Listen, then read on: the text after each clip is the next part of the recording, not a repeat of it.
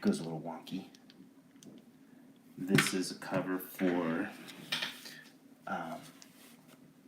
Galaxy of Madness, number 3. I did this in a sketch first, which, grab that for you. See, I'm not prepared. Oh, never mind. The sketchbook's downstairs. So I did this in a sketchbook first, and then I blew it up and scanned it in, did a little corrections.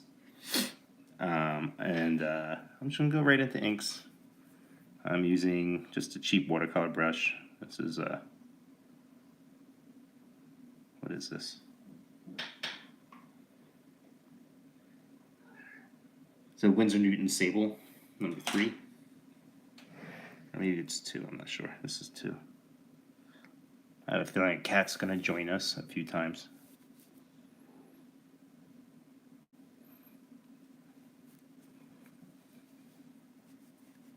I print this out in a non-repo blue.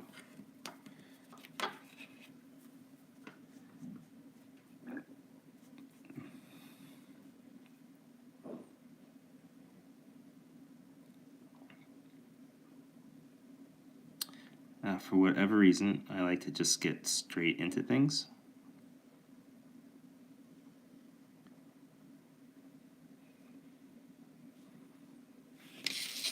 Meaning, I'm not going to bother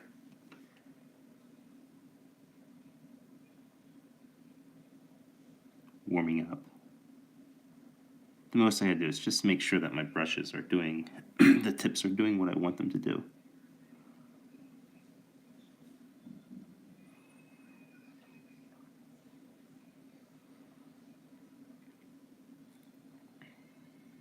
Anyway, I'm recording this way in the future, or the past, I mean, for a book that's coming out way in the future. So, I'm hoping that by the time this video is released, the series is doing well and people are enjoying it, because I really had a good time making this series.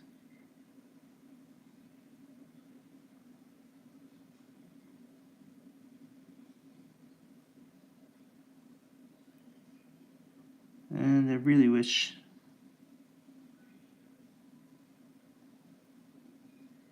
I could have done even more.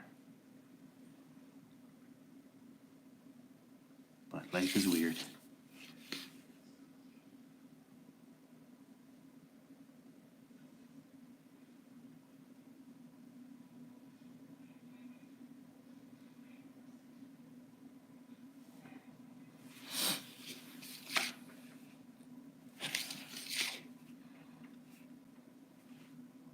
Let's see if I can adjust this camera, so pardon me.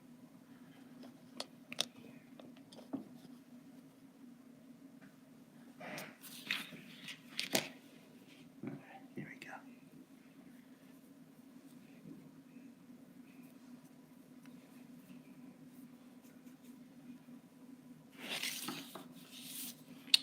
One of the reasons I like this brush is I do really fine details with it.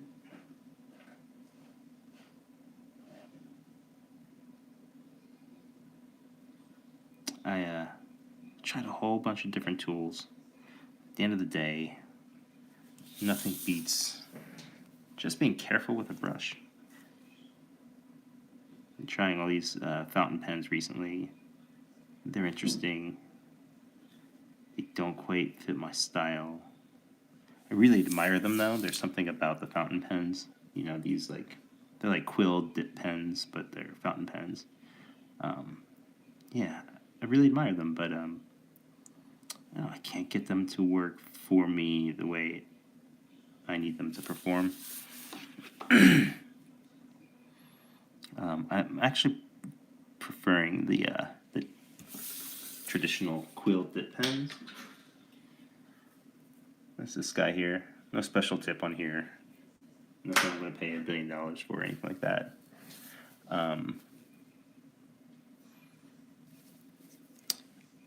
I also like them for getting these super fine details. I also enjoy the fact that it's just traditional. You know, I like working digitally. All of this series was drawn digitally, which is why I'm doing these covers analog, so that, yeah, I've got some physical artwork. So, you know, nothing against digital. I love it. But there's something about working in the tradition of physical media as an artist. And when it comes to like those quill pens, just hearing that scraping against the paper, I don't know, kind of gives me chills. And not because it sounds like chalkboard, like nails on a chalkboard, not those kind of chills, but like, yeah, you know, just working in the tradition of comics and all the other artists who have used these quill pens to scrape their way across a page.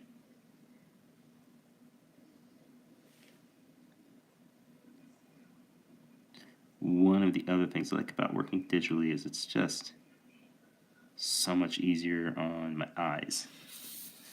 You know, I've been making comics here for, I think, 36 years at this point. I was looking at, it's one of those things that was trending of how long you've been working in comics, and I did some math, and yeah, I think it's like 36. And you'd think using part of your body, like lifting, you know, you get stronger the more you lift. So you'd think the more you looked at fine, detailed stuff, the better your eyes would get. It is not true. Here's my glasses. I don't know. You can see what it's doing, how strong they are, like Coke bottles. Anyway, so that is the tough part. And my eyes are definitely struggling. I can feel the tension through this. I guess what does develop and get stronger, though, is your eyes develop sort of an intuition that's part of your sight, but is also separate from your sight. And that intuition is sort of like how far this teeny, very fine tip of the brush actually is from the paper, and what kind of effect that that's going to have. Because you can't actually see the tip of the brush. Even with great eyesight, it's so super fine. Like there is the very tippy tip of that is super, super fine, and you really can't see exactly where it's going to touch the page. But like you can kind of develop this weird instinct for knowing how the line is going, how the brush is shaped that you've already been, because I'm shaping it right now, like right here. I'm not just laying down ink here. I'm feeling on some level, even though I can't see it because it's black on black, I'm feeling the shape of the tip of the brush. And then I know what it's going to do without literally being able to see it. I hope that makes sense, because I'm not sure that it does.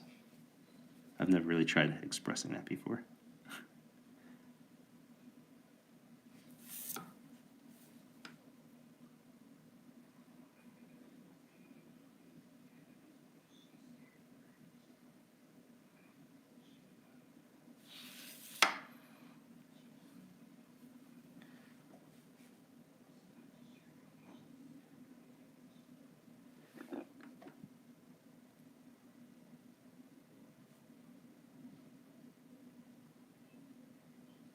Go.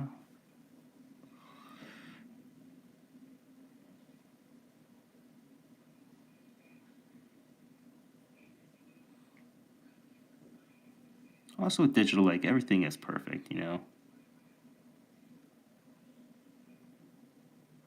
And if you're not conscious of it, if you're not really, really working at it, oops, damn it, that was a squiggly line. I don't like that. If you're not really working at it, the line work all just starts to look the same, and it gets cold.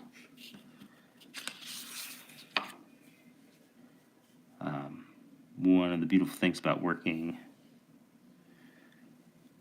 with brushes is that no matter how good of a shape the brush is in, there's always a teeny tiny, imperceptible yet perceptible differences in the brush and how it lays out, how it lays its line, you know. You can't get that when you're working. Well, you can. You have to work really hard at it. My buddy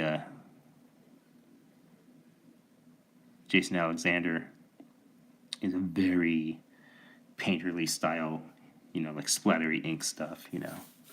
And he can work digitally and make it look like he's inking with a broken quill pen. It's just like scratchy and splattery and all these unpredictable lines on the page. And I know some artists who work really fine and can do the same thing, you know. I think my work goes back and forth. So sometimes all the line work ends up looking the same, guilty of the thing that I'm talking about. But not all the time. That happens basically if I just stop paying attention because I'm too distracted by the billion of other things that has to happen on a page. That's one of the tough things is like every time you're inking a page or drawing a page or writing a page, there's so much to keep track of. And with experience, you just start to instinctively, excuse me, keep track and do those things.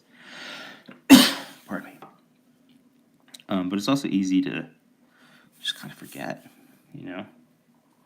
It's one of the reasons why I loved sitting in on Brian Bendis and his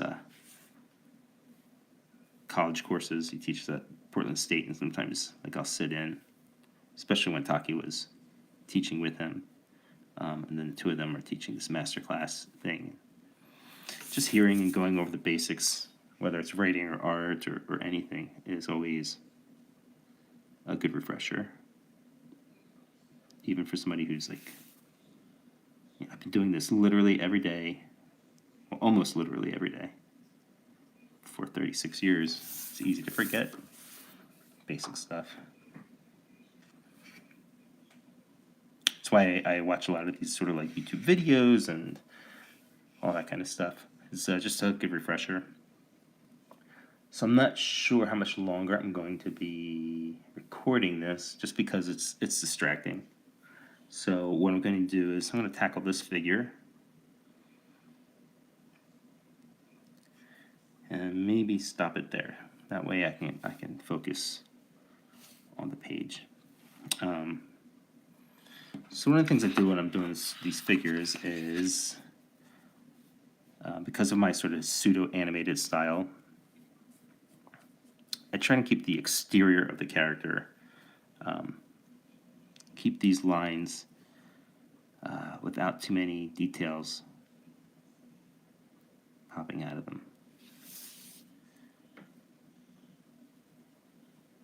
So I'm trying to keep it pretty straightforward, almost a continuous line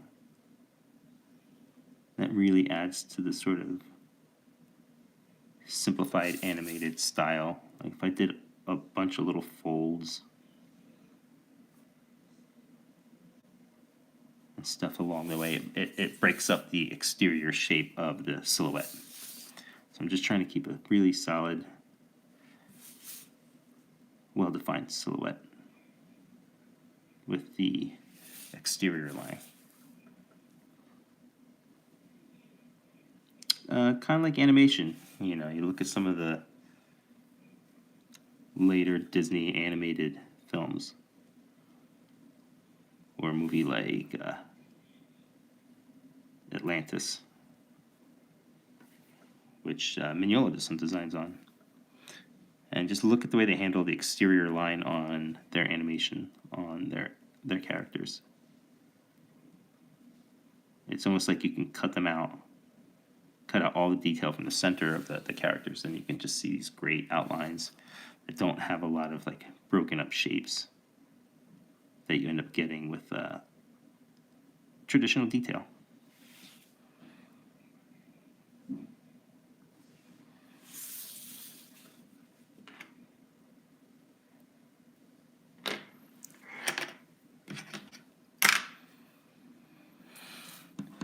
Again, I don't know if I'm making any sense. It's definitely not as easy for me as it used to be to multitask. So to sort of talk about this stuff and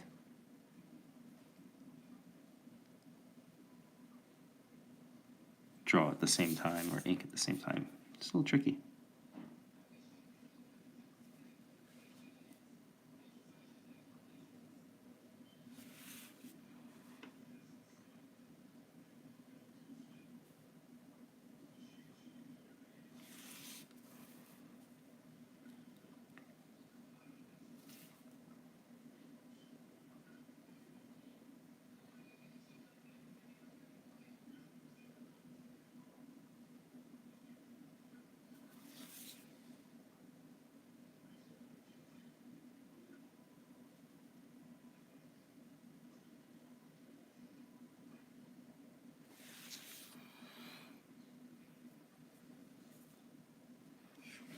So I wear this glove, when I'm drawing, I wear a glove so that it keeps the lead. Shit, you see, it's kind of bloppy. I didn't like that. I should have tested my brush line first.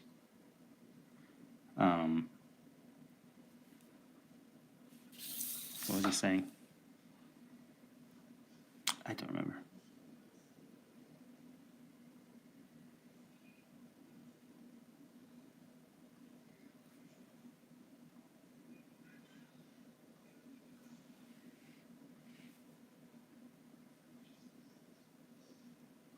Okay.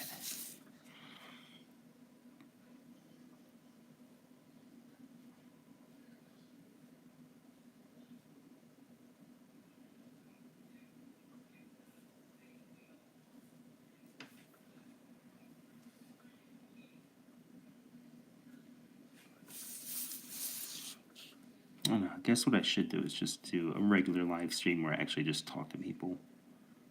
I don't know how interesting it is to watch me struggle with lines. I can't say I'm really struggling. This is my favorite stuff. This is where all the magic happens. If there's any magic in my art, this is where the good stuff happens.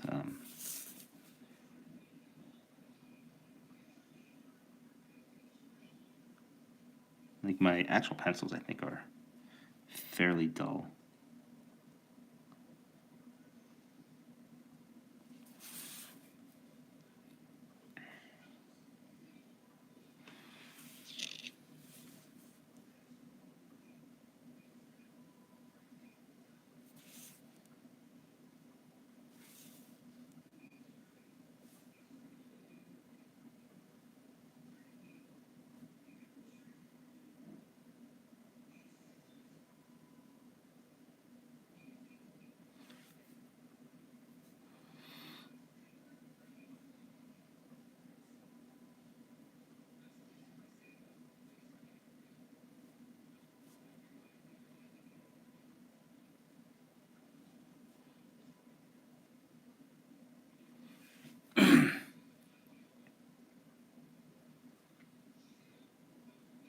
All right. It's coming together. What do you think?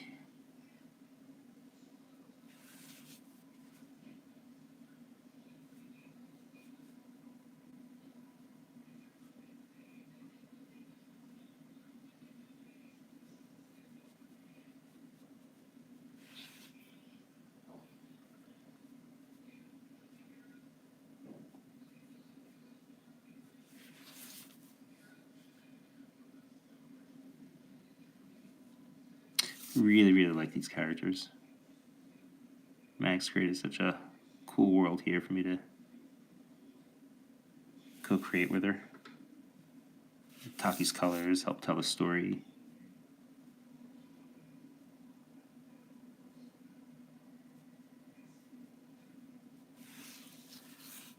The series started under such unique circumstances.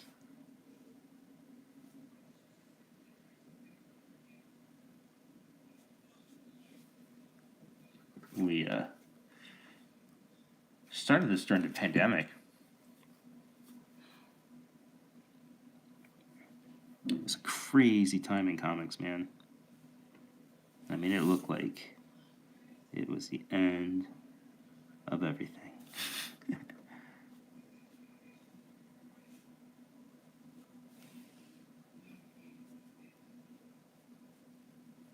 And I'm glad we took a swing, because otherwise this wouldn't have started.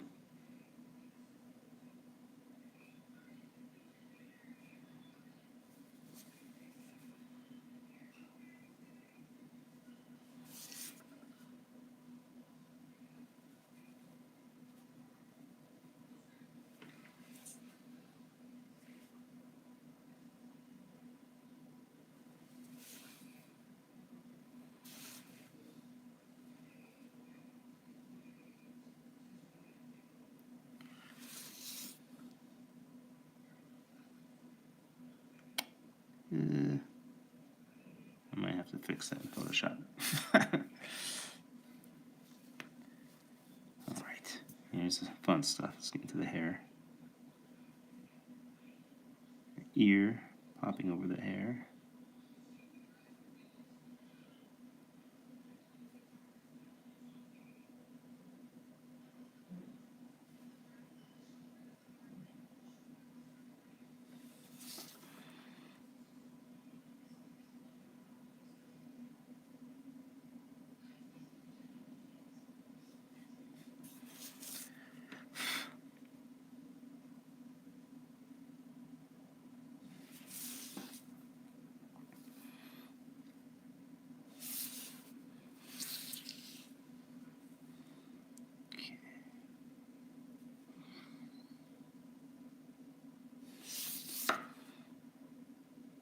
Bit more hair coming down here.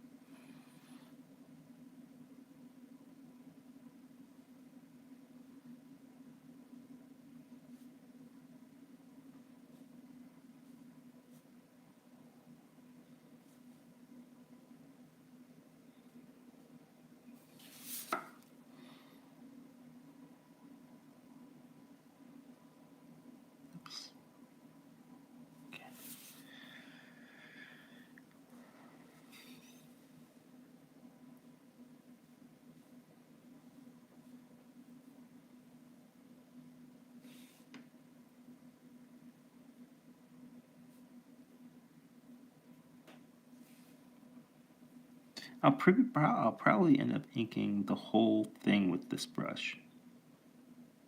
There might be spots I'm going to use, probably the circle. Maybe I'll end up using like a Pigma Micron, something fine like that.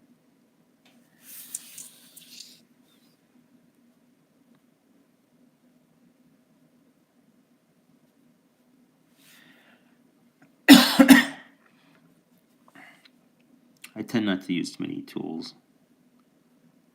I like to try different tools out, but they almost never work. I could just be set in my ways, you know. Really, the tools that I use the most are these kind of Winsor Newton watercolor brushes, the Karatuke brush pens, which are, I love these. But they kind of give you the same line every single time. Started to like the quills again. I use a lot of these Bimoji pens. I really like these, nice thick, flexible tip.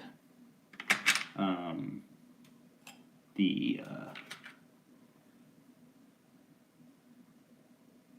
Pigma Microns, this O1 has a nice thick tip that you can do some nice bold outlines on rendering and mostly borders. And the 01 is my very favorite of these to use. And then my last favorite is just a Uniball. Very dependable. And it's always fun to try all these different tools and stuff. But I keep coming back to these guys, especially this brush. Like I use this brush. I stopped using this brush, to be honest, for about 10 years between finding the it's Taki sneezing. Between finding the Kara 2K brush pen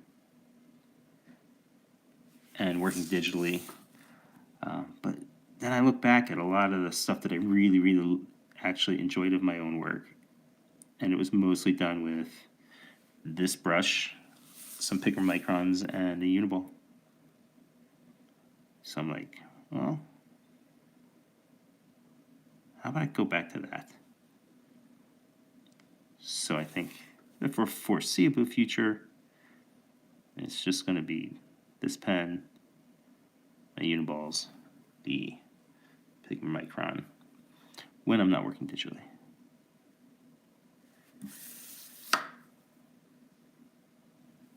All right, here's the nerve-wracking part, is her face. Shit. I screw up her face. Ugh. That'll suck on many levels.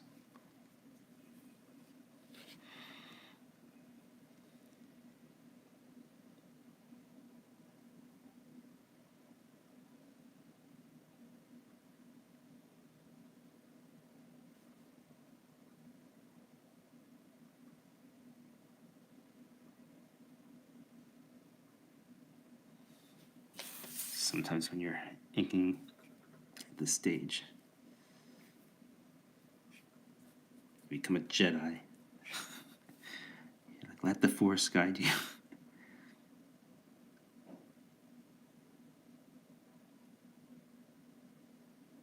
It's not too far from the truth. There's a sort of like inner feeling you get where you can tell if a line is going to work.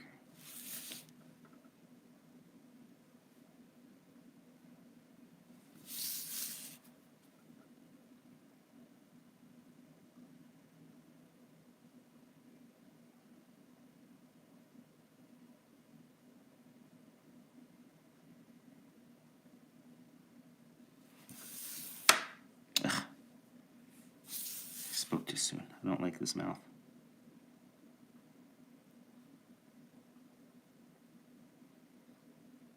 It's right in the middle of her face.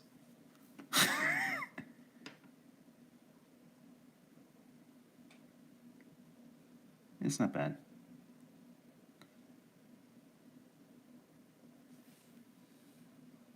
It's just not what I wanted.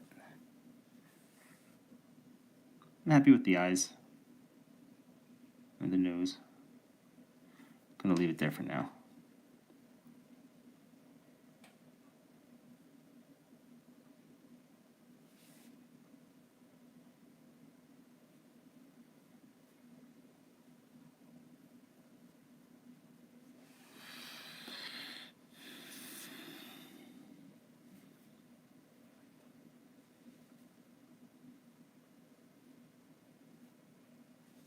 Just a little bit of rendering. I don't like to do too much feathering and rendering stuff these days. Try and keep it simple.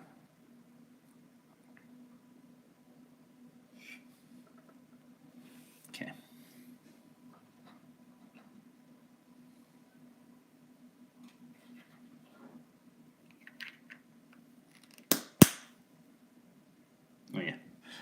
usually put a little bit of ink in these tiny watercolor things. And that way my bottle itself isn't all open and getting crusty on the edges like it usually does. Rinsing off my brush over here.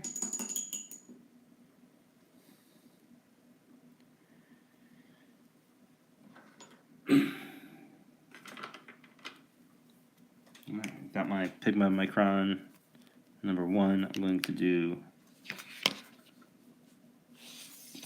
freehand the circle.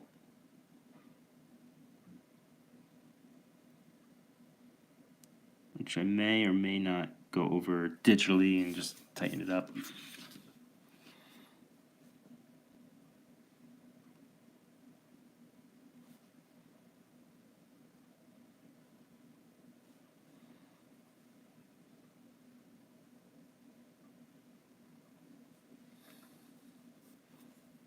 Yeah, I don't hate the mouth, I'm just not loving it.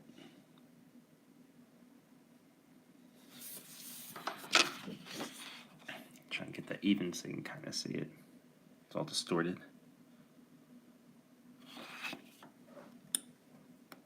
Yeah.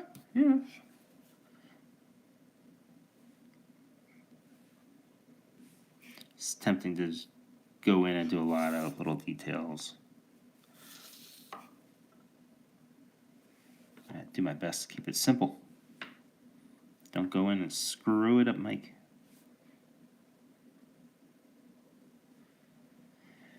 Alright, I'm gonna just call it there. We got 2 figures done in 31 minutes, 32 minutes. And I got the rest of this here to do. But I think this is just a good spot to call it, just to give you a little behind the scenes look, and I'll post the finish later. And there you go. Alright, thanks for hanging out, and please pick up Galaxy of Madness, and thank you so much.